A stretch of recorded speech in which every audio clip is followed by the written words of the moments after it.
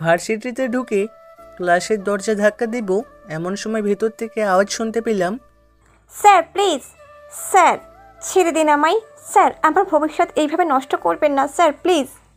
আরে পাগলি, তোর ভবিষ্যৎ তো আমি গড়ে দিব রে। তুই একটু অপেক্ষা কর, শুধু দেখবি সব পরীক্ষায় first class first. Sir please না স্যার, এইভাবে সর্বনাশ করবেন না। আরে চুপ, বেশি করলে পরের পরীক্ষাতেও ফেল করায় দিব কিন্তু। আমি আর সহ্য করতে পারলাম না, দরজার ধাক্কা দিয়ে দিলাম।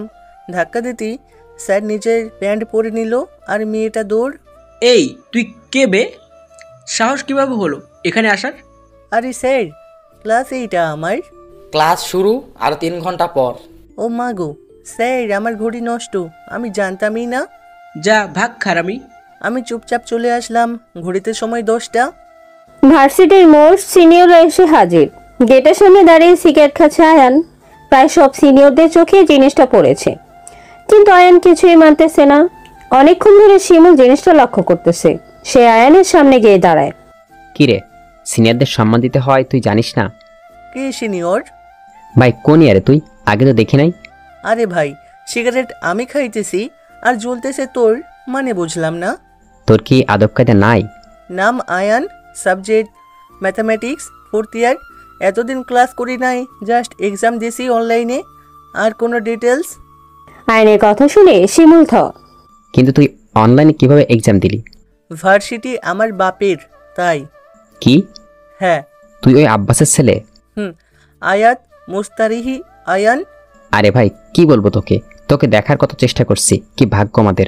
আমার তো ভাবছি তুই কোন পোল্ট্রি মুরগি, তাই বাসা থেকে বের হোস না। তার ছিল হাসি দিয়ে সেখান থেকে উঠে যায় আয়ান। সামনে অনেকেই পড়ে। জানাজানি হয়ে যায় আব্বাস স্যারের ছেলে ভার্সিটিতে এসেছে।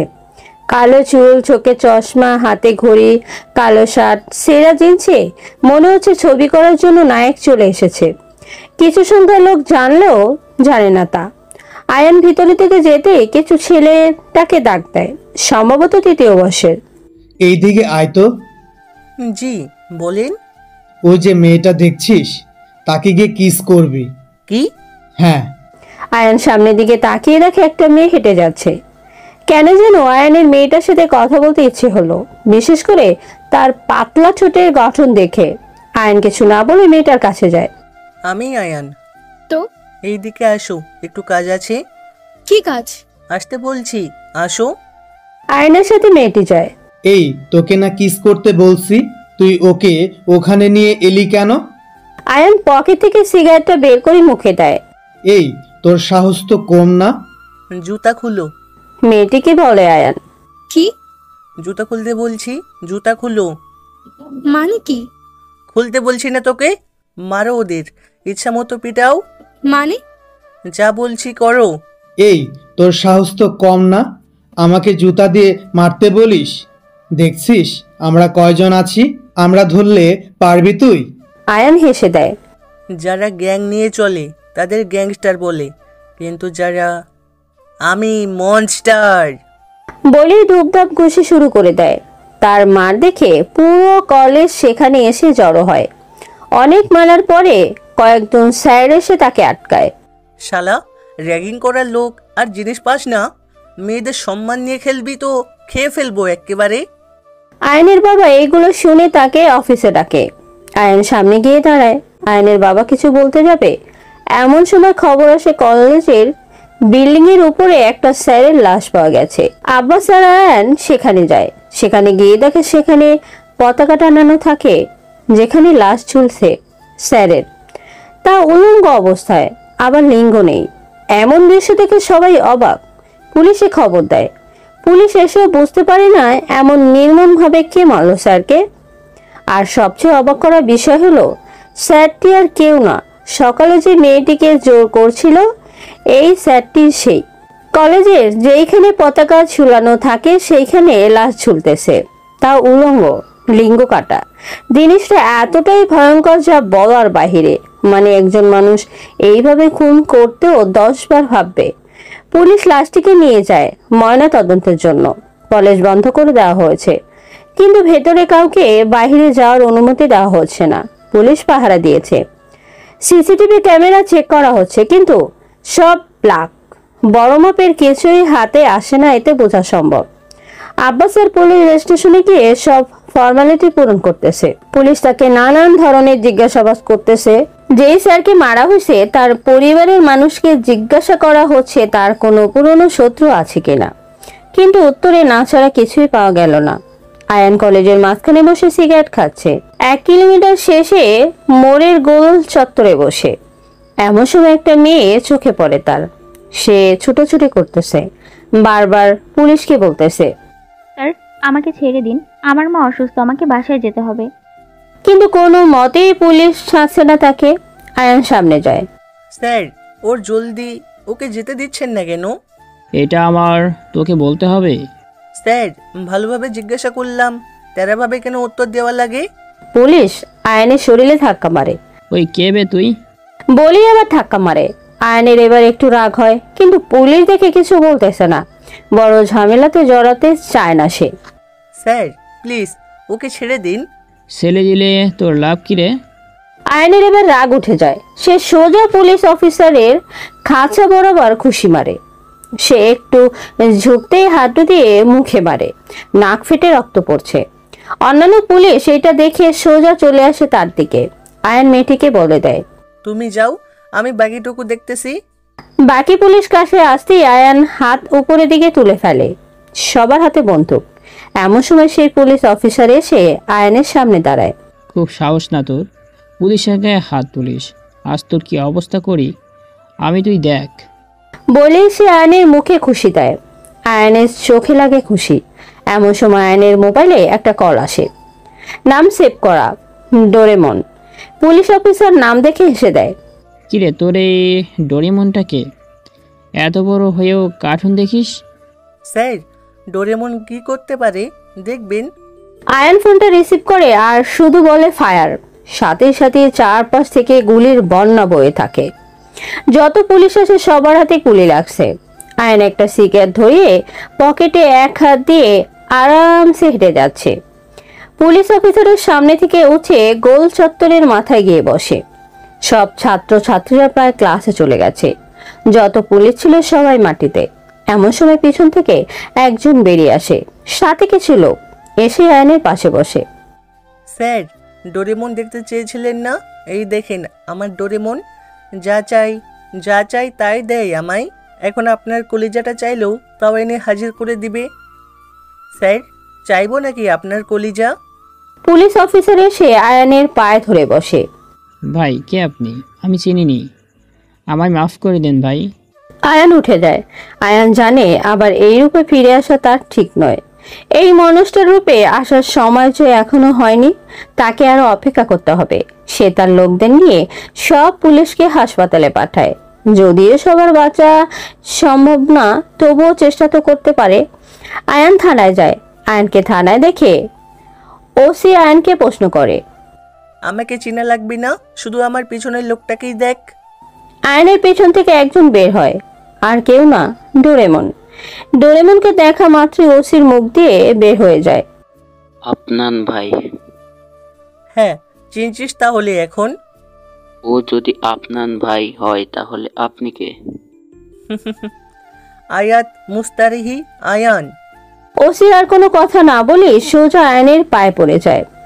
ভাই আমার অফিসারকে মাফ করে দিন ভাই, ও বুঝে শুনে এসব করেনি ভাই। যাই হোক, বেশি কিছু বলবো না। আয়ান বাহিরে বের হয়ে আসে। বাইক নিয়ে বাসার দিকে রওনা হয়। পিছনে আপনার তার ডোরেমন।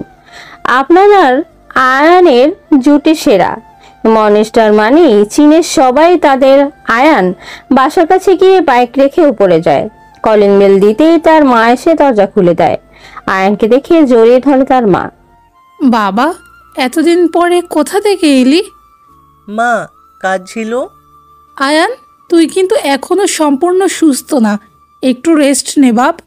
মা প্লিজ, আমাকে ভিতরে যেতে দাও। আয়ান আর আপনার ভিতরে যায়।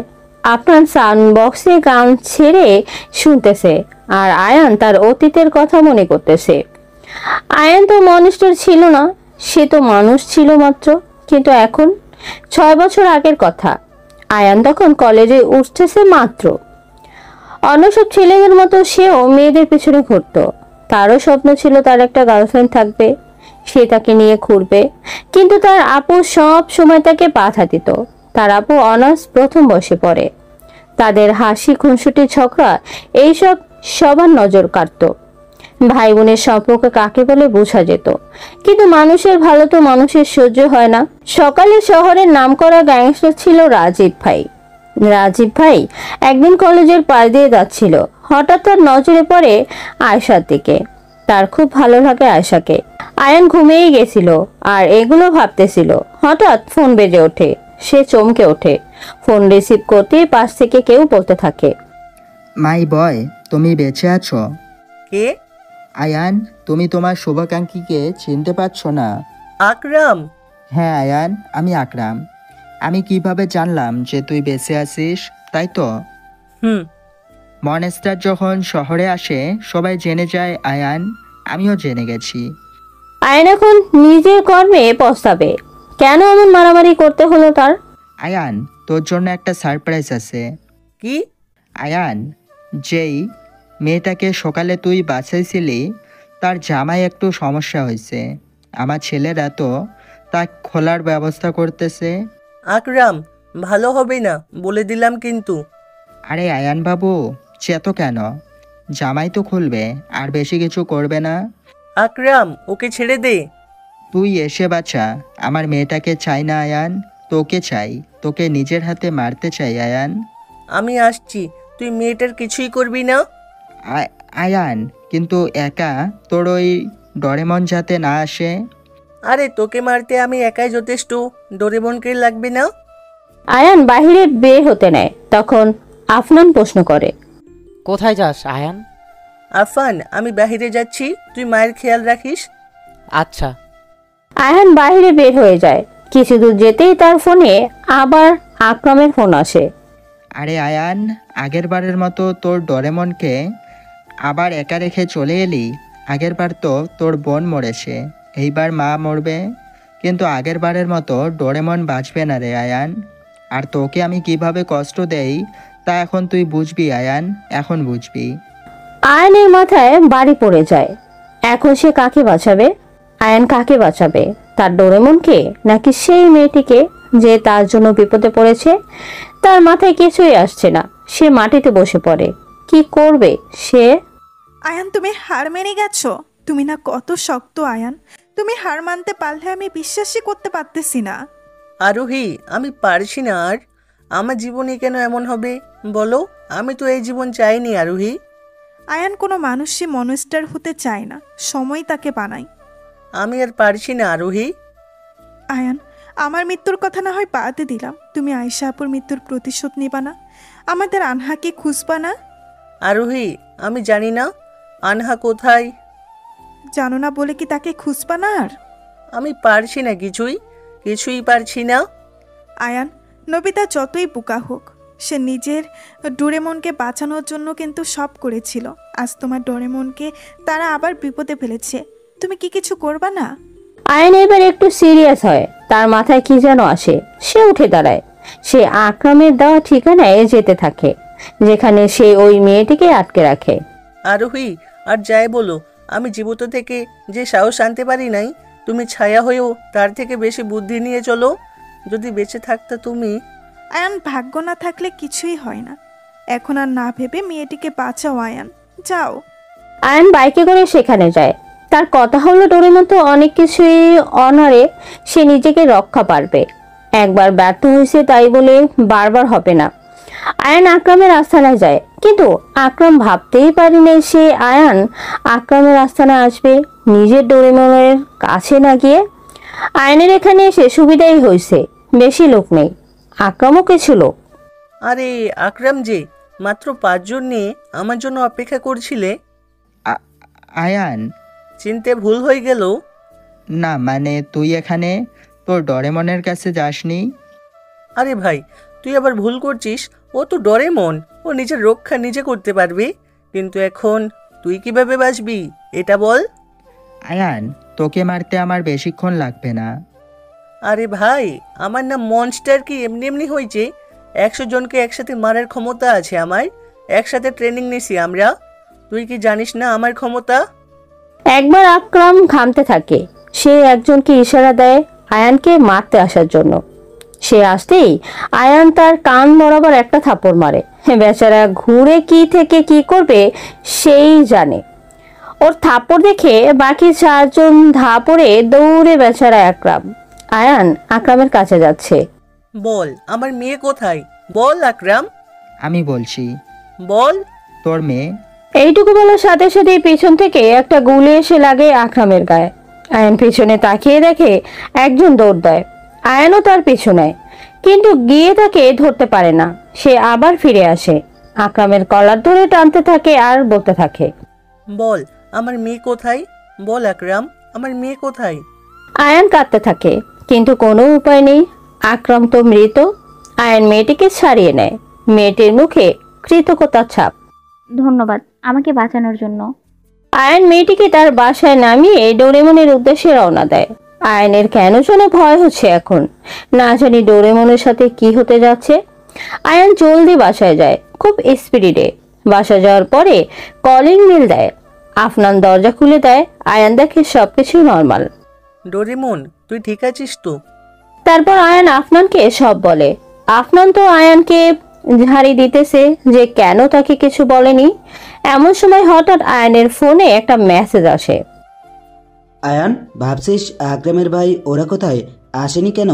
ওরা আসবেও না, সবাই ওপরে চলে গেছে। আর সবচেয়ে মজার ব্যাপার হলো তোর মেয়ে আমার কাছে। পারলে ওকে বাঁচিয়ে নিস। আর মনস্টার, তুই একাই না, আমিও। একটু টিভিতে নিউজ দেখ। আয়ান টিভিটা ওপেন করে। সেখানে সব চ্যানেলের হেডলাইন। ব্রিজের উপর 3 ধর্ষকের লাশ। তারা কাকে ধর্ষণ করেছে, কবে করছে, সব নিউজ ফাইল তাদের বুকে ঝুলিয়ে দেওয়া আছে, প্রমাণ সহ ফাইল আকারে। আর তাদের সবার বুকে লেখা মোস্টার আর বরাবরের মতোই লিঙ্ক নেই। আয়ান ওঠ, কলেজে যেতে হবে। আপু আর একটু ঘুমাতে দে প্লিজ। আয়ান উঠবি নাকি আমি পানি ঢালবো? ধুর শাকচুন্নি, তোর বিয়ে হবে না। আয়ান মার দিব কিন্তু। ধুর, কত সুন্দর স্বপ্ন দেখতেছিলাম। ওঠ, তোকে খাবার দিয়ে আমাকে বের হতে হবে। তুই খাবারটা রাখ না টেবিলে, আমি খেয়ে নেব নি। আহা বাপুর শখ দেখিছো, আমি রেখে চলে যাই আর উনি আমি যাওয়ার পরেই ঘুমাক। তোকে আমি হাড়ে হাড়ে চিনি। আয়ান ওঠ বলতেছি। উফ, উঠতেছি। আয়ান উঠে ফ্রেশ হয়ে খাবার খেয়ে কলেজের জন্য বের হয়।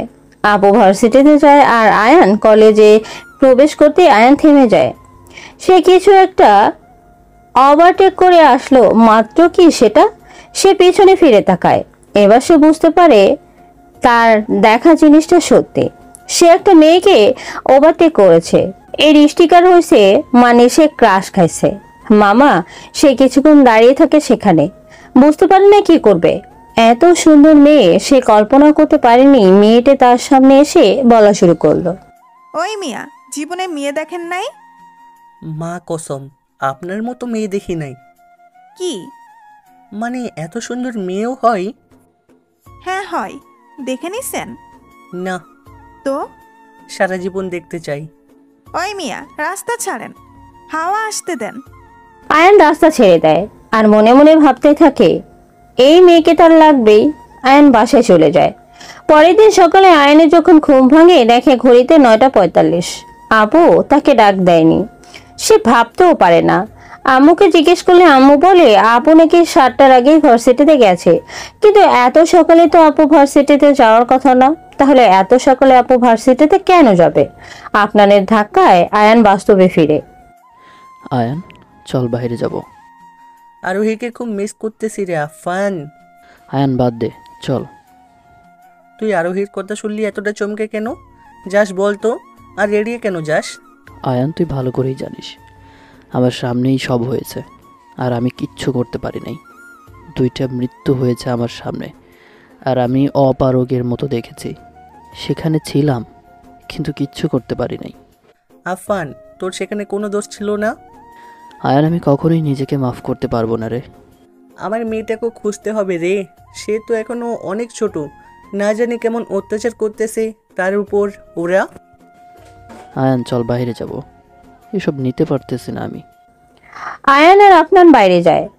আফনান গাড়ি চালাচ্ছে আর আয়ান আবার পুরনো স্মৃতিতে ডুব দিয়েছে।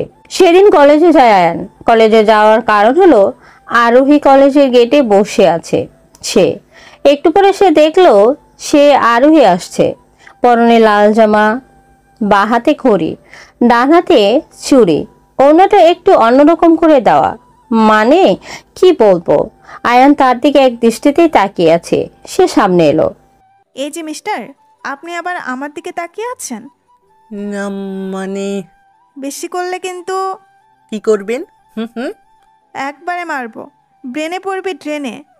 কিন্তু ব্রেনে মারলে ড্রেনে কিভাবে পড়বো? আরে পড়বি। কিভাবে? পরে কখনো দেখাবো নি মিস্টার। আমি জানি কিভাবে। কিভাবে? ভালোবেসে তো ব্রেনকে ড্রেনে না চাঁদও পাঠানো সম্ভব। ওই মিয়া, কি বুঝাইতে চান? বোঝাইতে না, ভালোবাসতে চাই।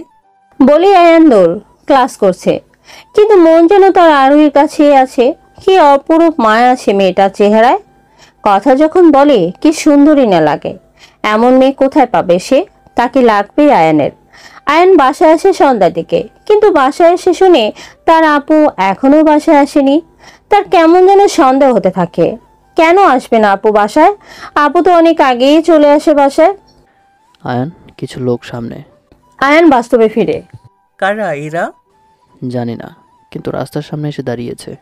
আয়ান গাড়ি থেকে বের হয়। কারা রে তোরা? ভাই তোর কলিজা চাইছে আয়ান। আমার কলিজা? হ্যাঁ রে আয়ান। আচ্ছা আয়, এসে নিয়ে যা। একজন কাছে আসে। আয়ান শুধু তার 2 আঙ্গুল সামনে এগিয়ে দেয়। তার চোখে গুঁতা মারে। সে মাটিতে পড়ে কাতরাতে থাকে। এখন একেবারে সবাই আসছে আয়ানের কাছে। আয়ান একের পর একজনকে মেরেই যাচ্ছে। কেউ আয়ানের সাথে পেরে উঠছে না। আসলে আয়ান তো জানে এসব, কাকে কিভাবে মারতে হবে। তাই তো সে মনস্টার। একাই 100 জনকে মারার ক্ষমতা আছে তার। আয়ান প্রায় সবাইকে মেরে ফেলেছে। এমন সময় তার পেছনে চাকু ঢোকে। সে আহ করে ওঠে। পেছনে যে চাকু মারছে তার হাত ধরে ফেলে। মারতে যাবে, কিন্তু পেছনে ঘুরে দেখে সে আর কেউ না, আফনান, তার ডোরেমন। না চাইতেও সে হেসে দেয়। অবাক হাসি। সে চিন্তিত হয়ে যায়, এ কি হলো? আর তার চেয়েও বড় কথা তার মাথায় আসতে থাকে। মা তো টেনশন করবে আমাকে বাসায় না যেতে দেখে, যেমনটা সেদিন আমি করছিলাম।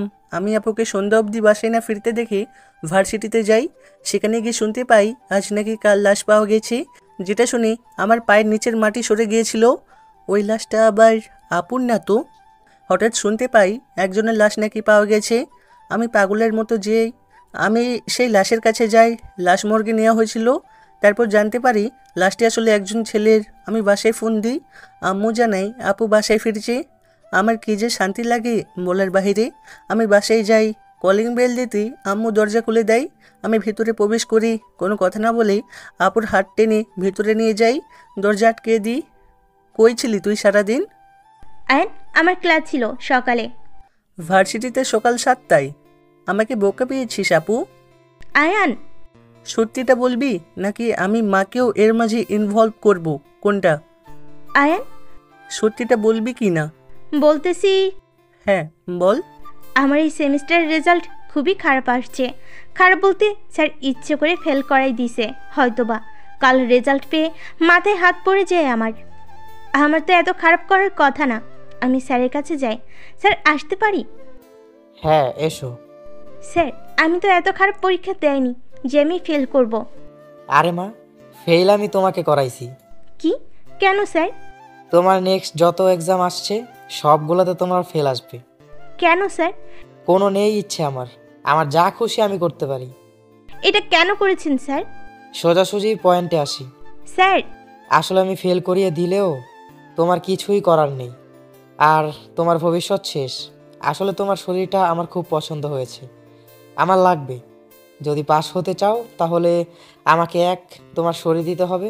বিশ্বাস করো, শুধু পাস না, ফার্স্ট ক্লাস ফার্স্ট পাইয়ে দিব। এইসব ভাবছি এমন সময় ডোরেমন আবার আমার পিঠে চাকু ঢুকিয়ে দিল বের করে। না চাই তো মুখ থেকে আহ শব্দটা বের হয়ে এলো। না, ও তো ডোরেমন না। ডোরেমন আর যাই করুক, নোবিতাকে মারতে পারে না। তোকে ডোরেমন ডেকে ভুল করেছি রে আফফান। আয়ান যা, তোর মৃত্যুর সময় এসে গেছে রে। এই কথা বলে আয়ানের বুকে লাথি মেরে ফেলে দেয় আফনান। আয়ান ব্রিজের নিচে পড়ে যায়। মানে এতটা কষ্ট আয়ানের হওয়ার কথাই না। সে জানে একদিন তার মৃত্যু আসবে, কিন্তু তাই বলে ডোরেমন। ডোরেমন শব্দটা মানেই বিশ্বাস। ডোরেমন মানে যে গেজের দেওয়া প্রাণী তা না। ডোরেমন মানে বন্ধুত্বের নাম। ডোরেমন মানে ভালোবাসার নাম। ডোরেমন মানেই বিপদে পাশে থাকা একজনের নাম। আর যাকে আমার জীবনের ডোরেমন বানালাম সেই আজ করলো। আয়ান হাসছে, এখনো হাসছে। আয়ান, আরোহী, খুব কষ্ট হচ্ছে তাই না? না আরোহী, শুধু মায়ের কথাটা মনে পড়ছে। আয়ান, তুমি অনেক স্বার্থপর। আমাদের মেয়ের কথাটা একবারও ভাবছো না। সে তো অনেক ছোট আয়ান। তোমার মা তোমার চিন্তা করতে পারে, আর আমি আমার মেয়ের চিন্তা করব না? আমার মেয়েকে না বাঁচিয়ে তুমি মরতে পারো না আয়ান, মরতে পারো না। কি আরোহী, নিজে তো মরে শান্তিতে আছো, অথচ আমাকে মরতে দিবে না? আয়ান, আনহাকে বাঁচাও প্লিজ। আয়ান একটু শুয়ে থাকে। তার শরীর যেন চলছেই না, রক্ত পড়ছে। উপর থেকে ডোরেমন একবার দেখে চলে গেল। তার এত কিছু যে তারা। আয়ান আস্তে আস্তে ওঠার চেষ্টা করতেছে, কিন্তু কেন যেন কষ্ট হচ্ছে, অনেক কষ্ট হচ্ছে তার। কিন্তু তার কেন জানি সেই কান্নাটা মনে পড়ে যাচ্ছে আজ। আহানার কান্না। সে লাফ দিয়ে উঠে দাঁড়িয়ে যায়, শার্টটা খুলে নেয়, ক্ষতস্থান বেঁধে নেয়। উপরে উঠতে পারছে না, খুব কষ্ট হচ্ছে তার। তবুও অনেক কষ্টে সে উপরের দিকে উঠে রাস্তায় দাঁড়ায়। অনেক গাড়ি আসছে, কিন্তু কোনো গাড়ি তাকে নিতে চাচ্ছে না। সে এবার রাস্তার মাঝে এসে দাঁড়ায়। হঠাৎ একটা গাড়ি এসে আয়ানকে মেরে দেয়। আয়ান রাস্তার সাইডে গিয়ে পড়ে। গাড়ি থেকে মধ্যবয়সী এক রমণী বের হয়ে আসে। আয়ান চোখে কিছুই দেখছে না, শুধু হেল্প হেল্প করে চেঁচিয়ে যাচ্ছে। মেয়েটি তাকে গাড়িতে তুলে নেয়। তারা যাচ্ছে। মেয়েটির মনে ধারণা যে তার জন্যই এত রক্ত বের হচ্ছে আয়ানের শরীর থেকে। সে দ্রুত হাসপাতালে নিয়ে গিয়ে ভর্তি করে তাকে। হাসপাতালের ডাক্তার তাকে ভর্তি করতে চায় না প্রথমে, তারপর বেশি টাকার কথা বলে ভর্তি করবে। আয়ানের চিকিৎসা চলছে, অনেক রক্ত পড়েছে, রক্ত লাগবে। কিন্তু সেই মেয়েটির সাথে রক্ত মিললেই তারপর বাহির থেকে রক্তের ব্যবস্থা করা হলো। এখন চিকিৎসা চলে আয়ানের। এদিকে আপনার দ্রুত প্লেনের টিকিট কেটে দুবাই চলে যায়। প্লেনে বসে ভাবছে, যা প্ল্যান তারা করেছিল সব হলো, এক চুলও নড়চড় হয়নি। বেচারা আয়ান সব হারালো। দুবাই নেমে সে ট্যাক্সি ডাক দেয়। সে গন্তব্যে পৌঁছাতে 3বার ট্যাক্সি বদলায়। তারপর সে নিজের ঠিকানায় আসে। সেখানে এসে ভিতরে ঢুকতেই দেখে তার বস বসে আছে চেয়ারে। কাজ হয়ে গেছে বস, আয়ানকে আধমরা করে রেখে চলে এসেছি। শাবাশ, আমি জানতাম তুই পারবি। এখন আয়ান সারা জীবন ডোরেমনকে খুঁজে বেড়াবে। তার মাথায় ঘুরবে ডোরেমন কেন মারল তাকে, কিন্তু সে পারবে না জানতে, কারণ ডোরেমনকে সে খুঁজেই পাবে না কখনো। যাও, অনেক দিন এই ডোরেমনের চেহারা নিয়ে পাচ্ছ, এবার সময় অন্য চেহারা নিয়ে পাচ্ছ। তোর প্লাস্টিক সার্জারি করার ব্যবস্থা করে দিতেছি আমি। 2 দিন পরে আয়ানের জ্ঞান ফিরে। যে মেয়েটি তাকে বাঁচিয়েছিল সে চলে গেছে। আয়ান অনেক জিজ্ঞেস করে, কিন্তু খোঁজ পায় না মেয়েটির। ইনফরমেশন লিক করা নিষেধ। আয়ান মেইন ডাক্তারের কেবিনে যাচ্ছে খবর নিতে। দরজার কাছে যেতেই সে শুনতে পায়, স্যার প্লিজ আমার ভাইকে বাঁচান স্যার, আমি টাকা দিয়ে দিব। আরে পাগলি, টাকা কে চাইছে বল? তুই চল, আমি 1 ঘন্টায় কাজ শেষ করে তোকে ছেড়ে দিব। আপনি না ডাক্তার, আপনার কাজ তো মানুষকে বাঁচানো, আর আপনি উল্টো আমার দেহ চাচ্ছেন। আমার শর্তে রাজি হলে তো ভাই বাঁচবে, না হলে না। আয়নের এবার রাগ উঠে যায়। সে দরজা খুলে ভেতরে প্রবেশ করে দরজা নক করে দেয়। এই কে তুই? আয়ন পাশে একটা ছুরি দেখতে পায়। সেটা নিয়ে ডাক্তারের কাছে যায়। ঠাস করে গালে একটা চড় মারে। ডাক্তার গালে হাত দিয়েই আয়ান তার প্যান্ট খুলে ধপাস করে লিঙ্গ কেটে ফেলে দেয়। এই জিনিসটার জন্য এত বাড়াই তোর, তাই না? এখন দেখবো কিভাবে বাড়াই করিস। ডাক্তার আ করে চেঁচাচ্ছে। বাহির থেকে সবাই দরজা তাকাচ্ছে। আয়ন মেয়েটিকে নিয়ে বের হতে যাবে, আবার ফিরে আসে। তোর মতো মানুষের বাসারই কোনো অধিকার নেই। এই বলে ধপাস করে তার গলায় ছুরি চালিয়ে দেয়।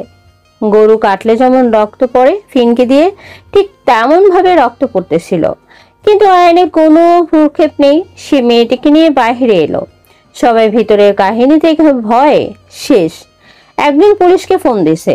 আয়ান ততক্ষণে এক ডাক্তারকে বলছে মেয়েটির ভাইয়ের চিকিৎসা করতে।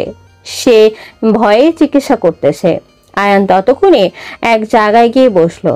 তার আবার তার বোনের কথা মনে পড়ল। আয়েশার সামনে তার ভবিষ্যৎ। মায়ের উপর থেকে চাপ কমাতে সে স্যারের কুপ্রস্তাবে রাজি হয়ে যায়।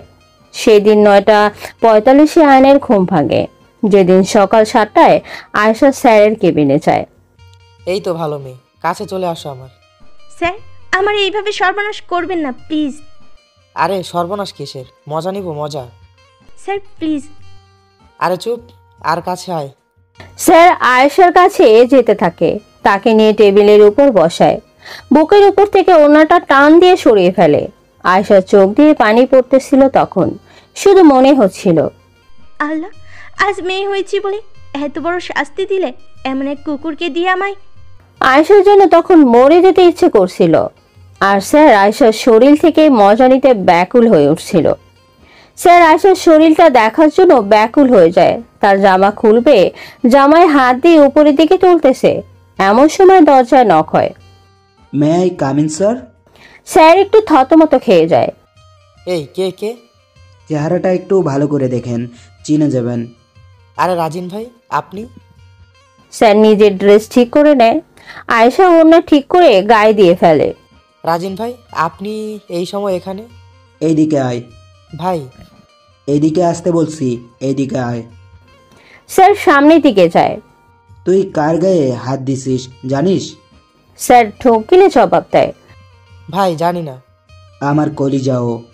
স্যার এবার রাজিন ভাইয়ের পায়ে পড়ে যায়। ভাই বিশ্বাস করেন, আমি জানতাম না যে ও আপনার কেউ লাগে।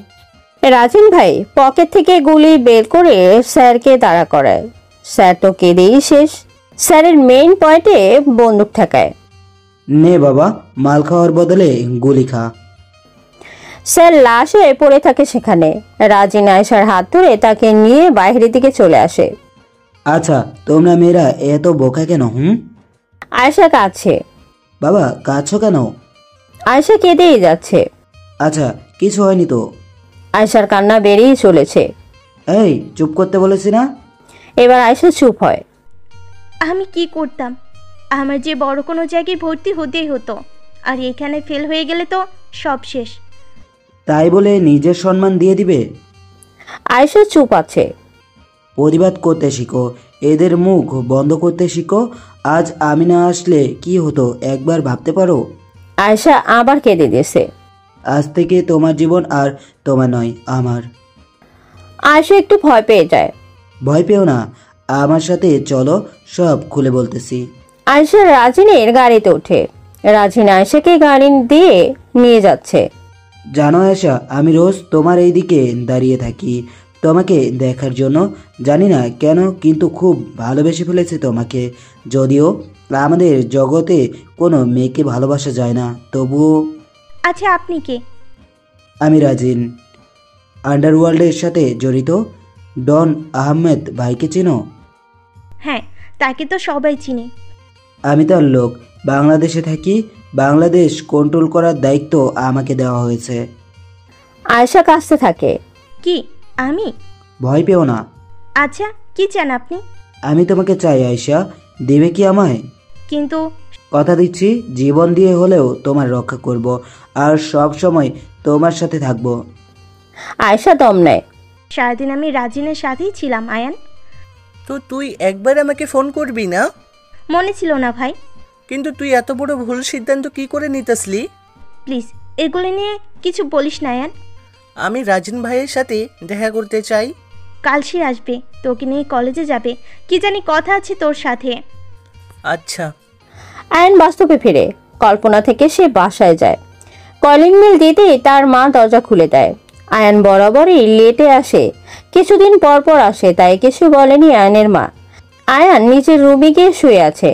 পরের দিন সকালে ভার্সিটিতে যায় সে। আয়ানকে দেখে শিমুল এগিয়ে আসে। ভাই কে আপনি? আমি আয়ান। মনেস্টার আয়ান? হ্যাঁ। আপনি তো মারা গিয়েছিলেন। না ভাই। ভাই কি হয়েছিল আপনার সাথে জানতে পারি? আয়ান তার সাথে শিমুলকে নেয়, তার পাশের চায়ের দোকানে বসে। এই আয়ান, সকাল হয়েছে তো। আপু আর একটু ঘুমাতে দে প্লিজ। রাজিন নিচে তোর জন্য অপেক্ষা করতেছে যে। আয়ান লাফ দিয়ে উঠে যায়। ধুর, আগে বলবি না? আমি তো রাজিন ভাইয়ার সাথে দেখা করতে যেতে চাই। ওঠ এবার, ফ্রেশ হয়ে নিচে যা। আয়ান জলদি ফ্রেশ হয়ে খাবার খায় এবং তারপরে নিচে যায়। আয়ান যে, গাড়িতে ওঠো। জি ভাইয়া। আয়ান গাড়িতে ওঠে আর রাজিন গাড়ি ছেড়ে দেয়। আচ্ছা আয়ান, তুমি আন্ডারওয়ার্ল্ড সম্পর্কে ধারণা রাখো? হ্যাঁ রাখি। এগুলোর প্রতি ইন্টারেস্ট আছে? না তেমন নেই। আমাকে চেনো? না মানে মাঝে মধ্যে নামে শুনেছিলাম, আপনার গুলি চালানোর ভিডিও দেখেছিলাম। আয়ান, আমাদের সর্বপ্রথম কাজ কি বলতে পারো? কি? নিজের পরিবারের রক্ষা করা। আমরা ছেলে জাতি, আমরা যদি নিজের পরিবারকে রক্ষা করতে না পারি তাহলে তো আমরা কলঙ্ক, তাই না? আয়ান চুপ করে থাকে। আয়ান, আমি খারাপ পথে চলতেছি ঠিক, কিন্তু তুমি ভেবে দেখো এই দুনিয়াতে মানুষ যাকে নরম পায় তাকেই পিছতে থাকে। এইটা ঠিক। তুমি জানো আয়ান, আমার নাম কি? মানে এই দুনিয়া আমাকে কি নামে দিছে? Killing machine. আমি এত মানুষ মারছি যা হিসাব ছাড়া। ভাইয়া, কিন্তু এটা কি ভালো ভাইয়া? আচ্ছা, কাল যদি তোমার আপু সর্বনাশ হতো এটা কি ভালো হতো? না। তোমার কি রাগ হয়নি তোমার আপুর ব্যাপারে ওইটা শুনে? হ্যাঁ হইছে। তাকে মারতে ইচ্ছা হয়নি? হ্যাঁ হইছে। তাহলে? মানে ভাইয়া বুঝলাম না। আসলে আমি সেই সব মানুষকেই মারি। ও ভাইয়া, এতক্ষণে বুঝলাম। আমি তোমাকেও সব শেখাবো আয়ান। তোমারও ভবিষ্যতে পরিবার হবে, সংসার হবে, তাদের রক্ষা করতে হবে। আর তার জন্য আমি তোমাকে এমন কিছু শেখাবো যা দিয়ে তুমি একাই 100 জনকে মারতে পারবে। একাই 100 জনকে? হ্যাঁ আয়ান। কিন্তু কিভাবে? আয়ান, একজন মানুষের দুর্বলতা অনেক জায়গায়, যেমন ধরো তার চোখ, তার নাক, তার মেন পয়েন্ট, এরপর তার বুকের মাঝখানটা, কানের উপরের অংশ। এই সব জায়গায় আঘাত করলে অন্য জায়গার তুলনায় বেশি আঘাত পায় মানুষ। বেশি জোরে আঘাত করলে মারাও যেতে পারে। কিন্তু 100 জন একসাথে আসলে কিভাবে কি করব?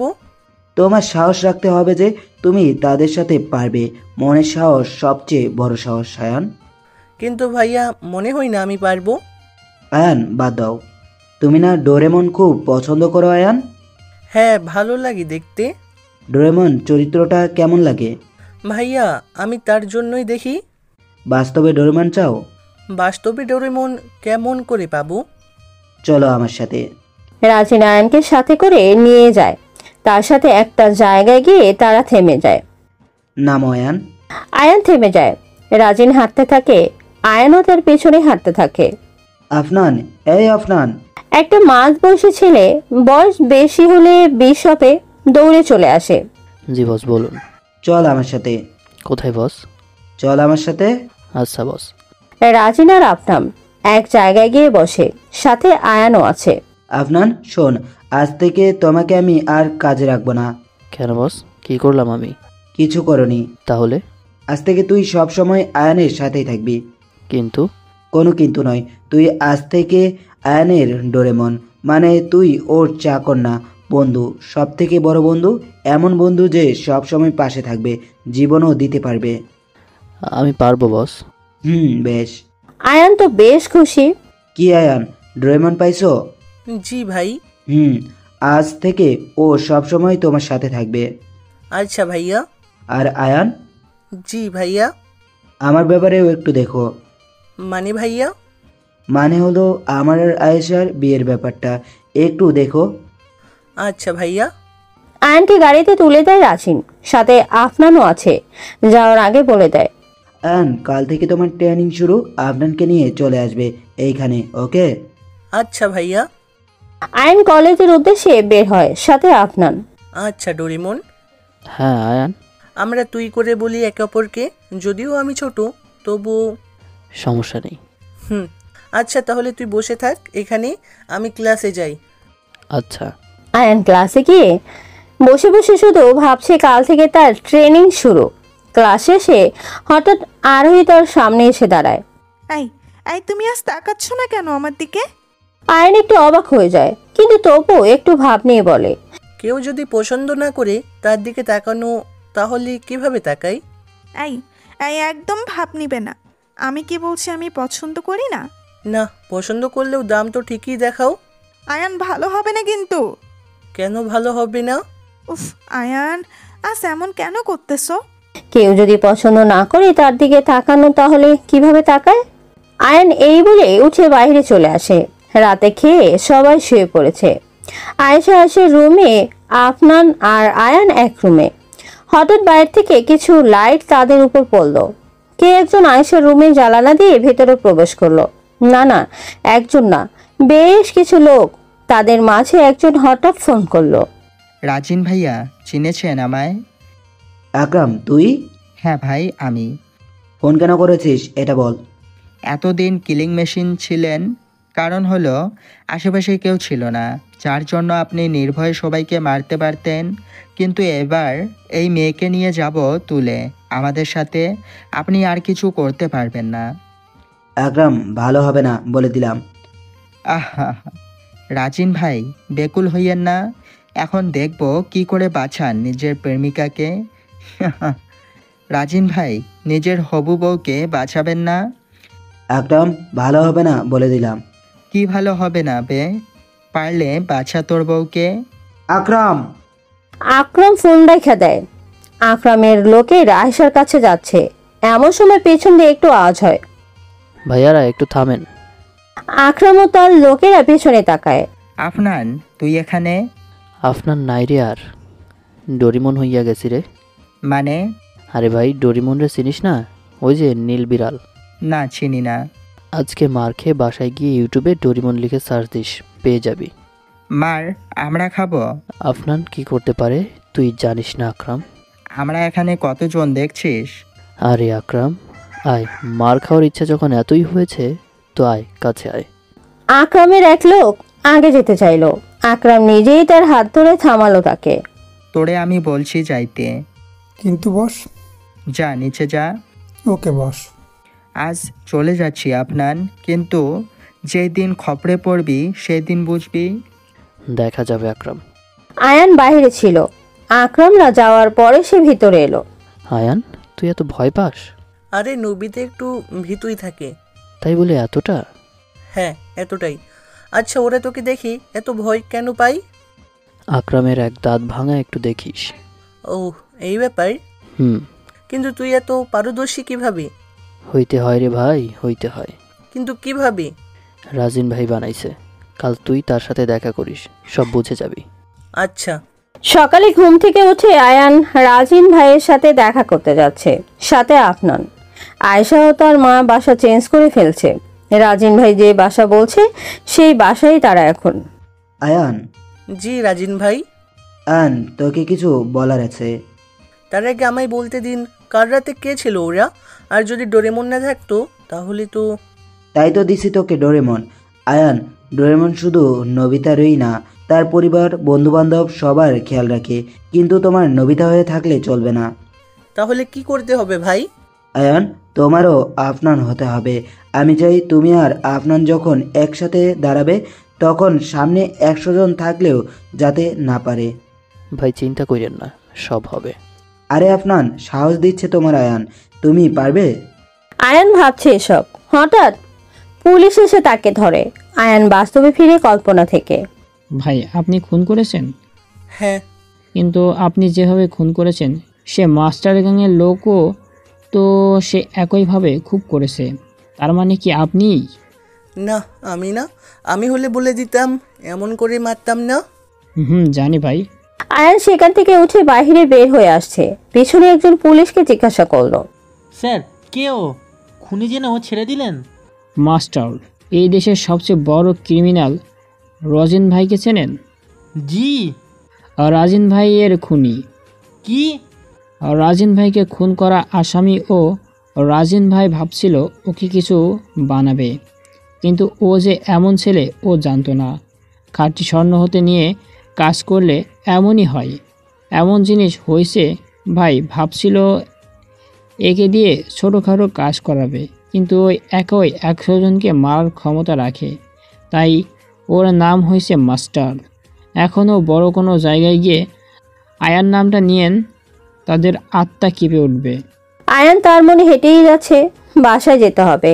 মা চিন্তা করছে। আয়ান বাসায় গিয়ে কলিং বেল দিতেই তার মা দরজা খুলে দেয়। দরজা খুলে আয়ানকে দেখেই সে ভূত দেখার মতো করে ওঠে। মা, এমন করতেছো কেন? আয়ান, মা তুমি চেঁচাচ্ছ কেন? আমি তো এখানেই।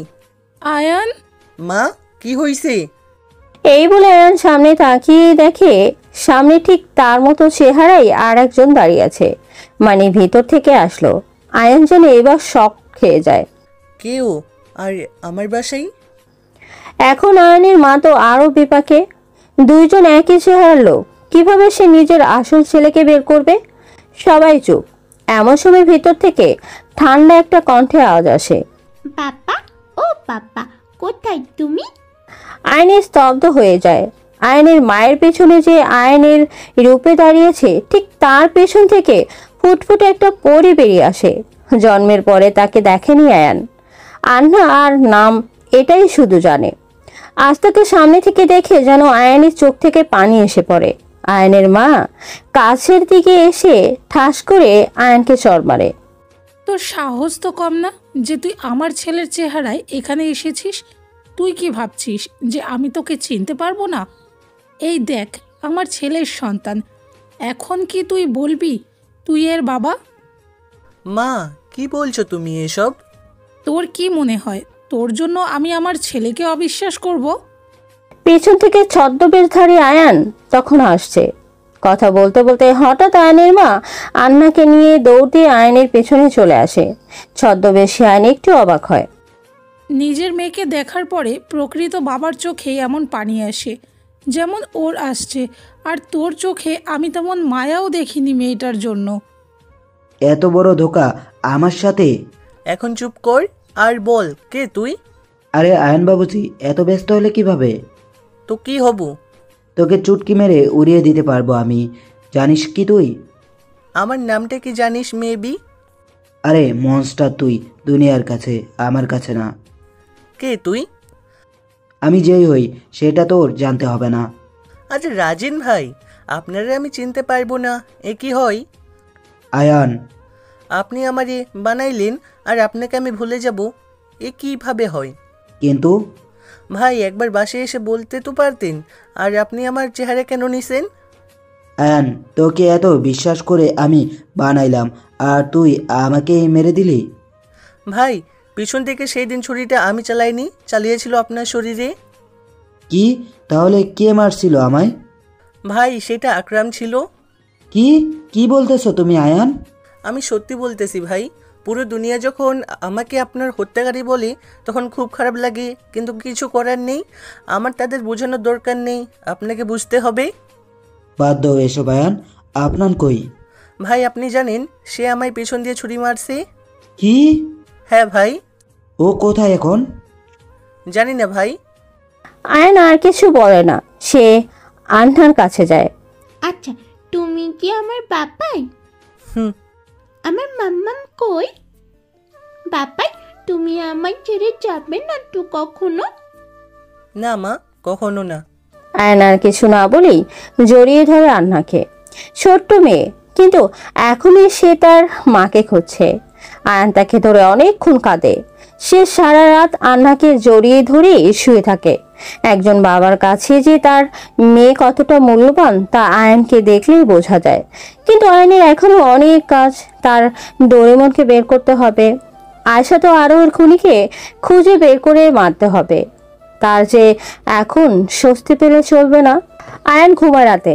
সকালে তার ফোনে একটা মেসেজ দেখতে পায়। সে কোনো কিছু না ভেবে বাসা থেকে বের হয়। সে একটা গ্যারেজে বসে আছে, হয়তো কারো অপেক্ষা করতেছে। তার ঘাড়ে সে কারো যেন হাত অনুভব করে। সে পিছনে তাকায়, সাথে সাথে তার পিঠে চাকু ঠেকিয়ে দেয়। আয়ান আহ করে চেঁচে ওঠে। আর সবচেয়ে বেশি অবাক হয় আয়ান সেই মানুষটিকে দেখে যে তাকে চাকু মারে। সে 3-4 বার চাকু ঢুকিয়ে বের করে আর আয়ানকে লাথি মেরে মাটিতে ফেলে দেয়। আয়ান চোখ যেন নিভে আসছে, কিন্তু নেবার আগে তার বারবার নিজের মেয়ের কথাই মনে পড়ছে। বাবাই, তুমি আমায় ছেড়ে যাবে না তো? ট্রেনে দাঁড়িয়ে আছি, আজ ভালো ট্রেন পাইনি, লোকালে যাচ্ছি। লোকালের অভিজ্ঞতা তিক্ত, আর তার থেকেও তিক্ত জিনিস সামনে কিছু ছেলে মিলে একটা মেয়েকে ডিস্টার্ব করতেছে। ডিস্টার্ব বললে ভুল হবে, ছেলেগুলো মেয়েটাকে বিভিন্ন জায়গায় হাত দিতেছে। ওর নাও একজন নিয়ে নিয়েছে, তবু আশেপাশের লোক দাঁড়িয়ে আছে যেন মজা নিতেছে তারা। এমন দেশে বাস করতেছি এটা ভেবেও লজ্জা লাগছে। কিছুক্ষণের মাঝে আরও অবাক হলাম যখন দেখলাম ছেলেগুলো মেয়েটিকে একটি সার্কেলের মাঝে আবদ্ধ করে ফেললো। মানে বাহির থেকে কিছুই দেখার উপায় নেই, বুঝতে বাকি রইল না যে মেয়েটির সাথে তারা কি করতে চাচ্ছে। কিন্তু অবাক করার বিষয় হলো মেয়েটি এখনও আওয়াজ কেন করতেছে না। আমার মনে কৌতূহল জাগে। আমি সামনের দিকে এগোতে থাকি। যখন ছেলেগুলোর কাছে যাই তখন হঠাৎই মনে হয় যে ভিতর থেকে গোঙানোর আওয়াজ আসছে। আমার মাথায় আসে মেয়েটি বোবা না তো আবার। আমি একজনের কাঁধে হাত দিই, ভিতরে চোখ যেতেই দেখি মেয়েটির জামা প্রায় খুলে নিছে জানোয়াররা। মেয়েটি চোখ দিয়ে পানি ফেলতেছে কিন্তু কিছু করতে পারতেছে না। আমি একজনের ঘাড়ে হাত দিচ্ছি, সেটা আমার কলারে হাত দিয়ে দিছে। এতক্ষণ পর্যন্ত ওদের গায়ে হাত তোলার আমার কাছে কোনো কারণ ছিল না, কিন্তু এখন কারণ পেয়ে গেছি। এক চড়ে পাশের সিটে গিয়ে বাড়ি খাই ছেলেটি। পাশের বাকিরা একটু পিছিয়ে যায়, সবার দৃষ্টি আমার দিকে। মেয়েটি খুব দ্রুত জামা ঠিক করে নেয়। একজনের মার খেতে দেখি সামনে থেকে একজন বলে ওঠে, কার গায়ে হাত তুলেছিস তুই জানিস? ভাই, বায়োগ্রাফি দেখে মারার লোক আমি না, অন্যের জন্য কিছু করব না, কিন্তু আমাকে যদি কেউ কিছু করে ছিঁড়ে রেখে দিব। আমরা এখানে 10 জন আছি, আর তুই একা, ভয় করে না? मामा अपन से पंगा मत लेना, भेड़िया दास है तो शेर क्या उनसे डर जाएगा, काट डालेगा। ওই মার তো ওকে। ওরা আমার দিকে আসছে, মাথা গরম হয়ে যাচ্ছে। পাশে একজনের হাতে ফ্ল্যাক্স দেখলাম, সেটা নিয়ে সোজা মাথায় বাড়ি দিলাম একজনের। আরেকজন থেমে গেছে, সোজা গিয়ে তার খাঁচা সোজা লাথি মারলাম। লোকাল ট্রেন, সবাই শুধু অন্যের সিটে মাঝে গিয়ে আছে। মেয়েটিকে পিছনে রেখে আমি তাদের সাথে কথা বলতেছি। ওরা অন্য বগিতে চলে যাচ্ছে। ওদের আর মারতে ইচ্ছা হলো না, যাওয়ার আগে ওয়ার্নিং দিয়ে গেল আমায় নাকি দেখে নিবে। আমিও অপেক্ষা করব বলে দিছি। মেয়েটির দিকে তাকালাম, সাংঘাতিক মায়া আছে ওর চেহারাতে। সে এসে আমাকে জড়িয়ে ধরেছে, কেঁদেই যাচ্ছে। আমার নতুন শার্টের 12টা বাজাই দিছে। কি আর বলবো, স্টেশনে এলাম, কিন্তু অবাক করার কাণ্ড হলো মেয়েটি আমার পিছনে পিছনে আসছে। এই যে, কই যান? ওহ, আমি তো ভুলেই গিয়েছিলাম যে আপনি কথা বলতে পারেন না। আমি বলতে পারি। কি? তাহলে ওই সময় চেঁচালেন না কেন? আসলে আমার সমস্যা আছে, যদি বিপদে পড়ি তখন কথা চলে যায়। বাহ, ভালোই। তো এখন আমার পিছনে কোথায় আসছেন? না মানে আমার কেউ নেই, আজ ভাবি তাড়িয়ে দিয়েছে বাসা থেকে, তাই যাওয়ার জায়গা নেই। তো আমি কি করব? আপনি তো অনেক ভালো, আমাকে আপনার সাথে নিয়ে যান না প্লিজ। কি? প্লিজ, না হলে আমার মরা ছাড়া যে আর কোনো উপায় থাকবে না। কিছুক্ষণ ভাবলাম, হঠাৎ মনে হলো নিয়েই যাই। আয়রার রাতে ঘুমাতে সমস্যা হয় একা, ওর জন্য তো একজনকে লাগবে, তাহলে একেই নিয়ে নিই। আচ্ছা, কিন্তু পরে চুরি করে পালাবেন না তো আবার? কি বললেন? আহ, আম্মু আমার চুল বলে। এই না না, আমি চোর বলিনি, বলছি চুন্নি বলতাম। কি? উফ, তোমরা মেয়েরা এত ঢং কিভাবে করতে পারো? তো কি করব? এখন চলেন আমার সাথে। আচ্ছা। আপনার নাম কি? হালিমা তাসনিম ইবনাত। আহা, ইবনাতকে নিয়ে বাসায় যাব। গাড়িতে উঠেছি, গাড়ি থেকে নেমে বাসায় যাব। হঠাৎ পাশের চায়ের দোকানে টিভির দিকে নজর গেল। সেখানে খবর চলছে দিন দুপুরে রেল লাইনে 11 জন ছেলের লাশ, কারোই লিঙ্গ নেই। কীভাবে আর কে করতে পারে এই খুনগুলো? তাহলে কি আবারও ফিরে এসেছে পুরনো সেই মনস্টার? আমি খবরটা দেখে থমকে যাই। তার মানে কি, কে এই মনস্টার? আর এই 1 ঘন্টার ব্যবধানে কে সবাইকে মারতে পারে? শহরে আবার মনিস্টারের খবর আবার বেড়ে গেল। আয়ানের কথা আবার মনে করতে লাগলো সবাই। সবার হিসেবে মনিস্টার আয়ান, কিন্তু আয়ান তো মারা গেছিল। কিন্তু আয়ানের খুনিকে এটা কেউ জানে না। আপু, তোর কিছু হতে দিব না। আপু, আপু, নিজের যত্ন নিস ভাই। আমি তোকে ছাড়া কিভাবে থাকবো রে? তুই পারবি ভাই, পারবি। আপু। কি রে আয়া, তুই আজকেও চেঁচিয়ে উঠেছিস? কি স্বপ্ন দেখেছিস যে এতটা চেঁচাতে হয়? কি বলবো আম্মু বলো, প্রতিদিন এই একই স্বপ্ন। আমি কারো ভাই, আমি তোকে মারতে দিব না। আর একটা স্বপ্ন দেখি যে আমি আরেকজনের স্বামী, তার পেটে বাচ্চা, আর তাকে আমি মারতে দিব না। কিন্তু আমি এগুলো কেন দেখি আম্মু? আরে স্বপ্ন তো স্বপ্নই আয়াত, এত বড় হলি এখনো এইটাই জানিস না? উফ আম্মু, তাই বলে প্রতিদিন? বাদ দে আয়াত, যা ফ্রেশ হয়ে আয়। আচ্ছা। আয়াত ফ্রেশ হয়ে আসে। আচ্ছা আম্মু, ইবনাত কই? ও আয়রার সাথে ঘুমাচ্ছে। ওহ, হুম। এখনো ঘুম? দাঁড়াও, ওকে দেখাচ্ছি মজা। আয়াতের রুমে যায়। একটা তেলা পোকা ধরল আয়াত।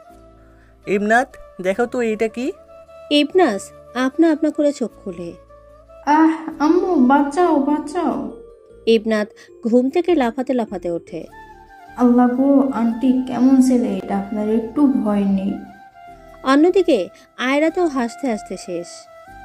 এত বড় মেয়ে এখনো ঘুমাই? কি করব? এই জন্যই তো মনে হয় ভাবি বাসা থেকে বের করে দিছে। ইবনাত চুপ হয়ে যায়। সে বাথরুমে চলে যায়।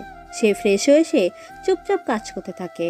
তার চোখের কোণে পানি স্পষ্ট দেখছে আয়াত। তার কষ্ট লাগছে। খাবার খেয়ে ছাদে গিয়ে বসে আছে ইবনাত।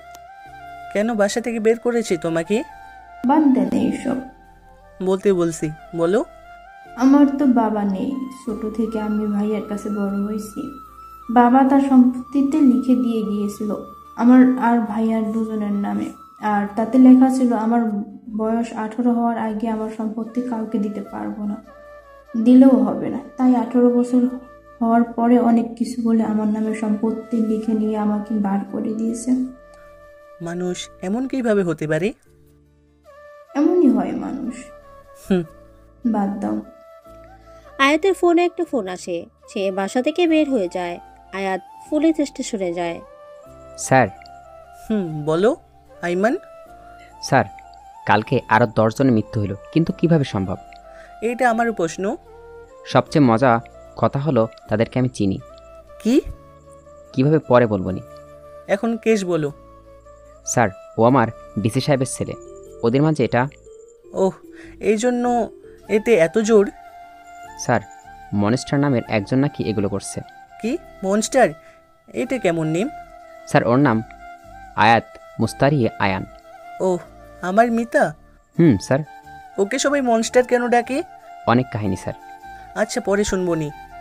আবারও শহর জুড়ে মনস্টারের কথোপকথন চলছে। কেউ বুঝতে পারতেছে না মনস্টার কিভাবে এলো। আয়াত তো মারা গিয়েছিল, তাহলে কে এই মনস্টার? আকাশ কালো হয়ে এসেছে। আয়াত বসে বসে চা খাচ্ছে। আশেপাশে কেউ নেই। সে নিজের মনেই চিন্তা করতেছে আর কত নিজেকে লুকিয়ে রাখবে। আজ 2 বছর পার হলো। তার মৃত্যুর খবর ছড়িয়ে পড়েছে, কিন্তু কেউ জানে না যে সে বেঁচে আছে। আয়াত হয়েই বেঁচে আছে, কিন্তু আর কত? সে যে আর পারছে না। তার বোনের খুনি, তার আরশির খুনি যে এখনো বেঁচে আছে। তার মেয়ে এখনো সেই নকল আয়ানের কাছে। তার চোখে এখনো ভাসছে সেই দিনের কথা। তার পেছন দিয়ে ছুরি আর কেউ না, সেই নকল আয়ানই মেরেছিল। সে যদি রাজিন ভাই হয় তাহলে কি বিশ্বাস করেনি তাকে? আর ডোরেমন কেন বা তাকে মারল? কি হলো এটা? এসব প্রশ্ন আয়ানের মাথায়। অতীত আয়ানের এখন আরোহীকে নিজের করার চাহিদা কমিয়ে গেছিল। হঠাৎ একদিন আরুষির সাথে দেখা তার। আয়ান, সত্যি জেনে গেছো তাই না? কিসের সত্য আরোহী? এই যে আমি গণধর্ষণ হয়েছি। কি কি বলতেছো এইসব? এই সত্যি জানার পরেই তো আমার সাথে আর কথা বলো না। আরোহী, এমন কিছু না। জানি না কেন, কিন্তু তোমায় খুব ভালোবেসে ফেলেছি আয়ান। আমি জানি না তা কেন। আমিও ভালোবাসি আরোহী তোমায়, কিন্তু কি বলবো বলো? আমি যে একটা জায়গায় আটকে গেছি, আমাকে সেই দুনিয়ায় ঢুকতেই হবে। কোন দুনিয়া আয়ান? তারপর আয়ান আরোহীকে সব খুলে বলে।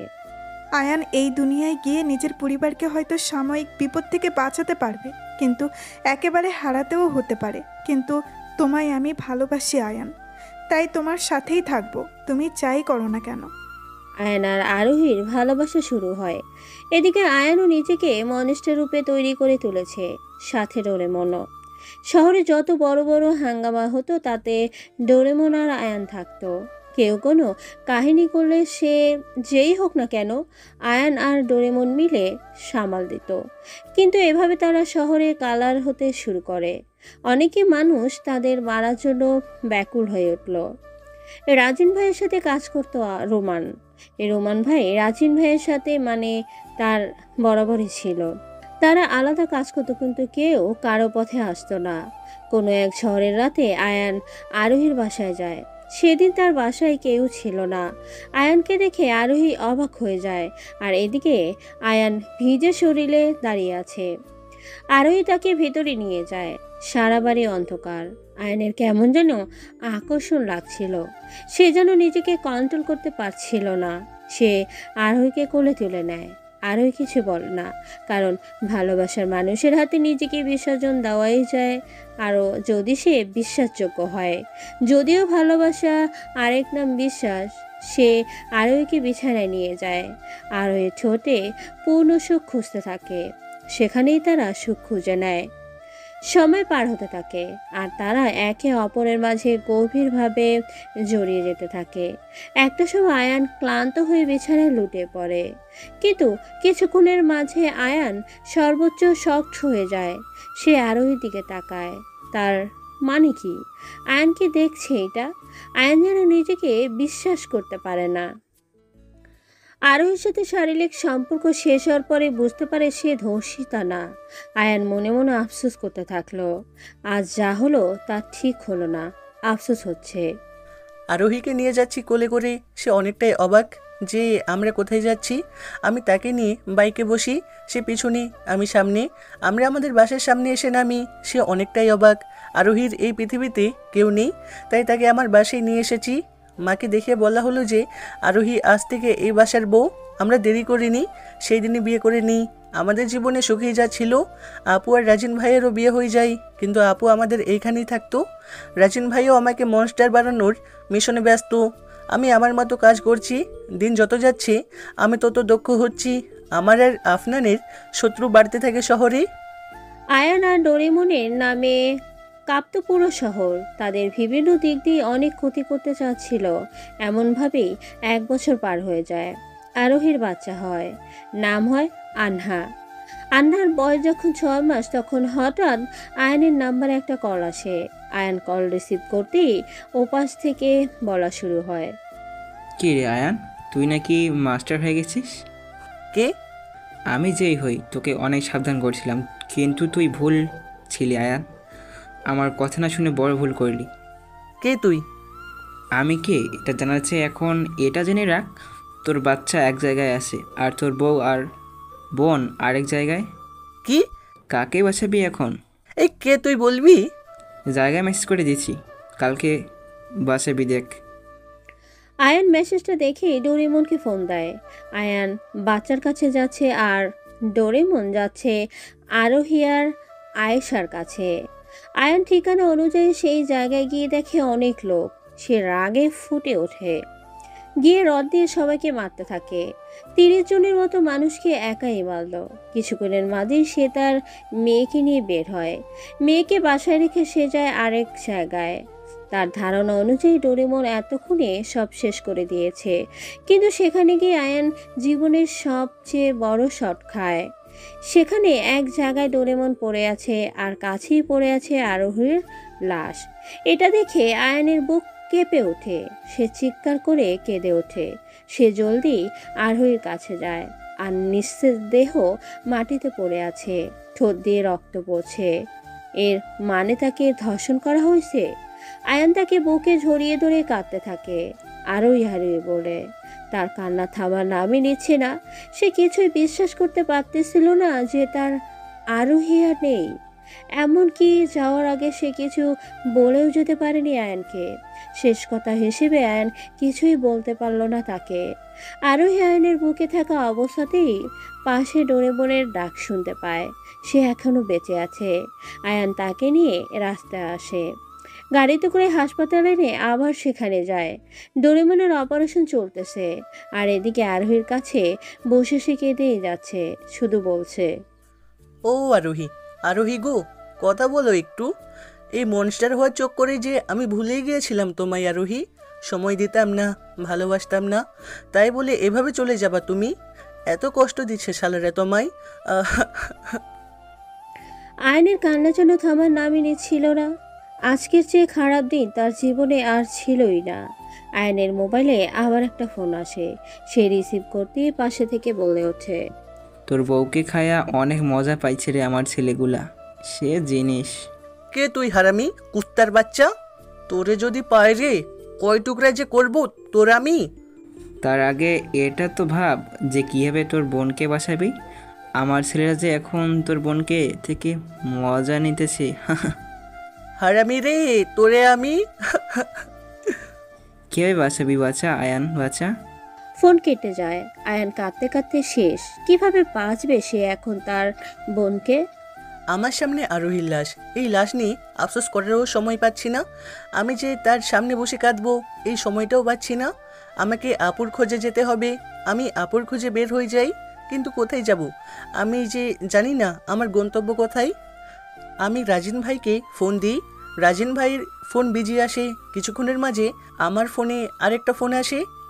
আমি রিসিভ করতে বলে উঠে, আয়ান তোর বোনের কাজও শেষ, বউয়ের লাশ তো পাইছিস, কিন্তু বোনের লাশও পাবি না দেখার জন্য।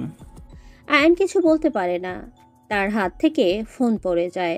সে কতক্ষণ অচেতন ছিল সে নিজেও জানে না।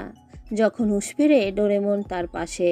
তার সবচেয়ে বড় কথা, রাজিন ভাই তখন ও তার পাশে ছিল না। আয়নের রাগ ওঠে, খুব রাগ ওঠে। সে হাতে একটা বন্দুক নিয়ে রাজিন ভাইয়ের ওইখানে যায়, সাথে ডোরেমন। রাজিন ভাইয়ের বাসায় গিয়ে দেখে সে বাসাতেই আছে। আয়ান আর ডোরেমন ভিতরে ঢুকে বাসায়।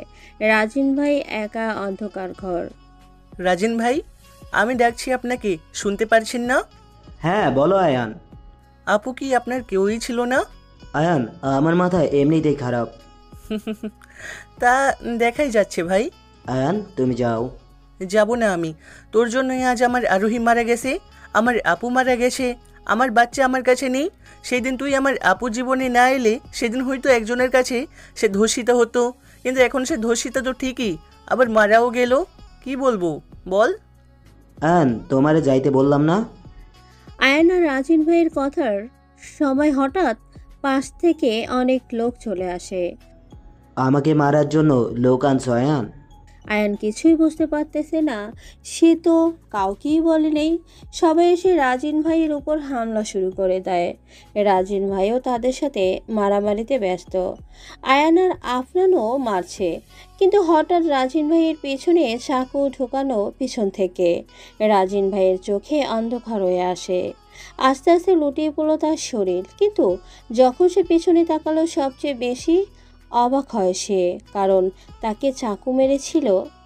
সেদিন রাজিন ভাইয়ের পিছনে ছিলাম আমি, মানে ছুরি চালিয়েছিল আকরাম, কিন্তু সাথে সাথেই আমি তাকে সরিয়ে নিই আর চাকু বের করতেই নিই। কিন্তু ঠিক তখনই রাজিন ভাই পিছনে ঘুরে আর আমায় দেখতে পাই। সে ভেবে নেয় তার পিছনে আমিই ছিলাম। আমরা তাকে হাসপাতালে তো নিয়েই যাই, কিন্তু এমন অবস্থা ছিল আমরা তার খোঁজ নিতে পারিনি। আর পরে যাওয়ার পরে জানতে পারি সে নাকি মারা গেছে। আমরা শোক প্রকাশ করি, কিন্তু কী লাভ? সবই তো শেষ। আমি পুরো শহরে আগুন লাগিয়ে দিই সেই মানুষটাকে খোঁজার জন্য যে আমার বোন আর বউকে ধর্ষণ করে মেরেছে। আমি শহরে যত গ্যাং ছিল সবাইকে এক এক করে শেষ করি, সাথে ডোরেমন। আয়ার নামটা শুনে শুধু মানুষ ভয়ে কাঁপত। ভার্সিটিতে অনলাইনে এক্সাম দিতাম, সবাই ভাবতো আমি ভিসি স্যারের ছেলে, কিন্তু না, আমি না। আমার বাবা অনেক আগেই মারা গেছে। আমি বাসায় ফিরি, ইবনাত, আম্মু সবাই আমার সাথে কথা বলতে চাই। হ্যাঁ, এখন এনেই আমার আম্মু, কারণ আমাকে যখন আকরাম ভাই মারে তখন আমাকে এনেই বাঁচিয়েছিলেন। আমি স্মৃতি হারানোর নাটকে ব্যস্ত একদিকে, আরেকদিকে সেই মানুষকে খুঁজতে লড়াইয়ে যে আমার বোন আর বউকে ধর্ষণ করেছে। কি করব আমি? কিছুই জানি না। আমি রুমে শুয়ে শুয়ে ভাবছি অনেক কিছুই। আমার মেয়েটা এখন কার কাছে থাকতে পারে? অনেক বড় হয়ে গেছে সে, বাবাকে কি চিনবে? আয়ান, আজ তোমাকে বাবা বাবা মনে হচ্ছে। একজন ভালো স্বামী তো হতে পারলাম না, ভালো বাবাই হই না হই থাকি। হতে তো পারলে না আয়ান, তোমার মেয়ে এখন অন্যের কাছে। যাও, ওকে বাঁচাও আয়ান, যাও। মা আরোহী, আমি বাঁচানোর চেষ্টা করব তো। যাও। আয়ান আরোহীকে এখনও নিজের কল্পনায় দেখে, কথা বলে। আয়ান ঘুমিয়ে আছে। হঠাৎ তার মনে হয় তার উপরে কোনো ছায়া। সে চোখ খুলতেই দেখে ইফনাত তাকে চাকু মারার প্রস্তুতিতে আছে। সে কোনো মতে চাকু ধরে ফেলে। ইবনাত, তুমি? আয়ান, তুমি এখনো বেঁচে আছিস? তোর বেঁচে থাকার কোনো অধিকার নেই, আমি তোকে মেরেই ফেলবো। ইবনাত, কিন্তু কেন তুমি আমায় মারতে চাও? আয়ান ইফনাতের হাত ধরে ফেলে। ইফনাত তো ভয়ে শেষ। এখন কি করবে সে? ইবনাত, তুমি আমাকে মারতে চাও? আমি তোকে মারতে চাই হারামি। কি বললে? হ্যাঁ, তোর মতো হারামির বেঁচে থাকার কোনো অধিকারই নেই। কিন্তু কি করেছি আমি? তোর জন্য আজকে আমি অনাথ, রাস্তায় রাস্তায় একা ঘুরে বেড়াতে হয়। ছোট থেকে আমি একা, আমার কেউ ছিল না, শুধু একজন আফনান ভাইয়া। সে মা বাবার মতো আদর যত্ন দিয়ে আমার বড় করেছে। সে অনেক আদর করতো আমায়। সে রাজিন ভাইয়ের গ্যাংয়ে কাজ করত। কিন্তু যখন সে তোর কাছে থাকা শুরু করলো, তখন থেকে আমায় ভুলে যাওয়া শুরু করলো। আমার সাথে ঠিক মতন কথা বলতো না, আমাকে সময় দিত না। এমনকি আমি যে তার বোন, এটা তো মনে হয় তার খেয়ালই ছিল না। তোর ডোরেমন হয়ে গেল। আসলে তোর ডোরেমন না তো, তোর পোষা কুকুর হয়ে গেল। এর বিনিময়ে কি পায়? সে কি পায়? কি তার প্রাপ্য ছিল? মৃত্যু? তার লাশ আসে আমার বাসায়। বাহ, কি ভালোবাসা, তাই না? এটাই দুনিয়া। ও তোর জন্য এত কিছু করলো, কিন্তু তুই হারামি তো তার মৃত্যুর দিনও তার কাছে এলি না। কি বলবো তোকে, বল। কি কি বললে তুমি? আফনান মারা গেছে? কি আজ তোর মৃত্যুর 5 বছর পরে তুই বলতেছো না গেছে নাকি? কি 5 বছর? কিভাবে সম্ভব? সে তো 2 বছর আগেও আমার সাথে ছিল। একদিন আমার পিছনে চাকু ঢুকিয়ে চলে যায় সে। আয়ান, ভুলভাল কথা অন্য কাউকে শোনাও, আমাকে না। না না, আমি ভুলভাল বকছি না। তা বোঝাই যাচ্ছে। আমাকে আফনানের ডেথ সার্টিফিকেট দেখাতে পারবি? পারবো। এরপর ইফনাত সব প্রমাণ দেয় আয়ানকে। আয়ানের মাথায় কিছুই আসতেছে না। এটা কিভাবে সম্ভব যে মারা গিয়েছে? সে কিভাবে এগুলো করবে? সে কিভাবে আমার সাথে থাকবে? আফনানকে সেই দিনই মারা হয় যেই দিন আরোহীকে আর আয়েশাকে মারা হয়। তার মানে সেই দিন যাকে হসপিটালে ভর্তি করিয়েছিল সেই আফনান না? না, তাকে হাসপাতালেই মেরে ফেলা হয়। কিছুই বুঝতেছে না আয়ান। তার মা এসে জিজ্ঞেস করলে সে খুলে বলে। তাকে ধন্যবাদও জানায়, তাকে এতদিন আগলে রাখার জন্য। আজ আয়ান অনেক বড় একটা সত্যি জেনে যায়। যেখানে আমরা বন্ধুত্ব বোঝাতে ডোরেমনের উদাহরণ দিই, সেখানেই সে প্রমাণ পেয়ে গেল যে তার বন্ধু প্রতারক না। আয়ান ডোরেমনের কবরের সামনে বসে কাঁদছে, অনেক কাছে। সে বিশ্বাসই করতে পারতেছে না ডোরেমন আর তাদের মাঝে নেই। আয়ান সেখানে বসে কাঁদছে আর ভাবছে কি করা যায়, কে হতে পারে এই খুনি। হঠাৎ তার মাথায় এক বুদ্ধি আসে। 2 দিন পরে আয়ান একটা ভার্সিটিতে যায় সকাল 7টায়। অনেক রুম ঘোরে। হঠাৎ একটা রুম থেকে একটা মেয়ের কান্নার আওয়াজ শুনতে পায়। আয়ান রুমের দরজা ধাক্কা দিতেই ভেতরে দেখতে পায়, দেখে স্যার ছাত্রীর উপর নির্যাতন করতেছে। আয়ানকে দেখে স্যার চেঁচিয়ে ওঠে, কে বলে। আয়ান ভিতরে যায়, একটা চেয়ার নিয়ে বসে। ততক্ষণে মেয়েটি নিজের জামা ঠিক করে নেয় আর সেখান থেকে পালানোর প্রস্তুতি নেয়। সে পালিয়েও যায়। ওই তুই কে রে? এত সাহস আমার সামনে এসে এমন ভাব নিতেছিস? অর্ধেক নাম বলবো না, পুরো নাম বলবো আমার। পুরো নাম বল, যাতে সহজে কাজ হয়। আয়াত মুস্তারাহি আয়ান। ভাই মাফ করে দেন ভাই, প্লিজ, আর জীবনেও এমনটা হবে না। আয়ান তাকে উঠায় আর বলে নেক্সট যাতে এমন না করে। স্যার চলে যায়। 10টার সময় হঠাৎ স্যারের বাসার সামনে কিছু লোক আসে। স্যার দরজা খুলতেই স্যারের উপর হামলা করতে যায়। তখনই পেছন থেকে একজন বলে ওঠে, কিরে আমায় সহ মারবি নাকি আমায় ছাড়া? কণ্ঠটা শুনে সবাই পেছনে তাকায় আর তারা এত অবাক হয় যা বলার বাইরে, কারণ আয়ান বসেছিল সেখানে। তারা পালাতে নেয়, কিন্তু আয়ান দৌড়ে ধরে নেয় তাদের। তো তোরাই মনস্টার গ্রুপের লোক, তাই না? ভাই মাফ করে দেন প্লিজ। বসের নাম বল, তোদের ছেড়ে দিব। ভাই এইটা পারবো না, মরে গেলেও। বলবি না?